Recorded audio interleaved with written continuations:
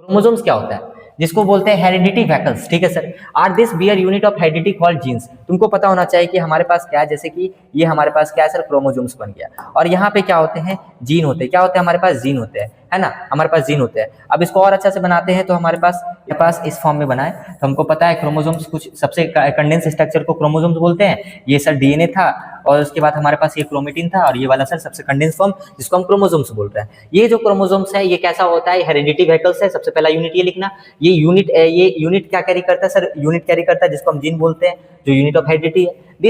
This are, ठीक है, यहाँ पे देखो थोड़ा सा एरर हो गया है, ठीक है, तो यहाँ पे तुमको देख लेना है। तो यहाँ पे क्या है, दिस आर रॉड शेप, ठीक है, बस इतना ही लिखना, this are rod shape sir, this are rod shape during cell division located inside कहाँ पे, nucleus and the chemically formed DNA and proteins. क्या क्या फॉर्म करता है सर, केमिकली डीएनए फॉर्म करता है और प्रोटीन्स फॉर्म करता है, ठीक है।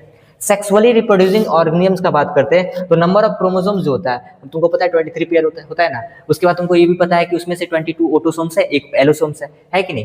ये क्या होता है, constant at the process involve gametogenesis. तुमको पता है कि गैमेटोजेनेसिस होता है, मेल्स के अंदर स्पर्मेटोजेनेसिस और फीमेल्स के अंदर oogenesis। क्या होता है, oogenesis होता है। इज फॉलोड बाय फर्टिलाइजेशन, ठीक है, मतलब कि सर हमारे पास क्या बोलना चाह रहा है, एक बात समझते ना, ये स्पर्म है, ये ओवम है, ये हमारे पास पता है कि इसमें क्या होगा, हमारे पास गैमेट जो होगा 23 ये हमारे पास क्या है, क्रोमोसोम्स को कैरी कर रहा होगा पेयर। अब उसके बाद यहाँ पे जो जाइगोट बनेगा, वो यहाँ पे जब रिडक्शन डिवीजन करके जाइगोट हमारे पास जो बनेगा, यहाँ पे ये तो डिप्लॉयड होगा सर, ये क्या होगा, डिप्लॉयड होगा, पर इसका जो हमारे पास डिवीजन होगा, आगे डिवीजन जो होगा हमारे पास, क्योंकि ये हैप्लॉइड सेल है, ये कैसा है, हैप्लॉइड सेल है। जाइगो हमारे पास गैमेट सेल्स कैसा है, हैप्लॉइड। क्यों है हैप्लॉइड, क्योंकि इसमें 23 इसमें 23 है। अगर 23 पेयर आ जाता तो यहाँ पे क्या बन जाता है हमारे पास, 23 पेयर, मतलब कि डेट मींस की बात करते हैं 46 पेयर बन जाता है, क्योंकि 23 पेयर यहाँ से आता है, 23 पेयर यहाँ से आता है। पर नहीं, ये हमारे पास जो प्रोडक्ट है मियोसिस का प्रोडक्ट है, इसीलिए हमारे पास कितना है, इसमें 23 क्रोमोसोम्स है। यहाँ पे भी कितना है, 23 क्रोमोसोम्स। ये एक जाइगोट बनाया जो डिप्लॉयड होता है, जहाँ पे 23 पेयर ऑफ क्रोमोसोम्स होता है, जहाँ पे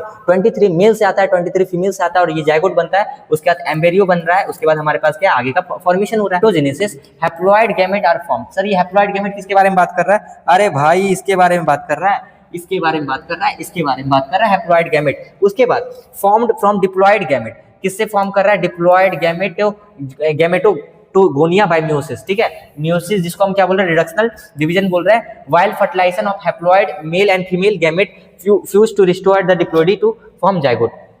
अब देखो ये क्या है, आपस में फ्यूज हुआ, फिर डिप्लॉयड हमारा बन गया, जिसको जाइगोट बोल रहे हैं, और इस तरह से हमारा क्रोमोसोम्स मेंटेन होता है। आई थिंक कि आपको समझ में आ गया होगा, ये क्वेश्चन बहुत अच्छा क्वेश्चन था, ठीक है।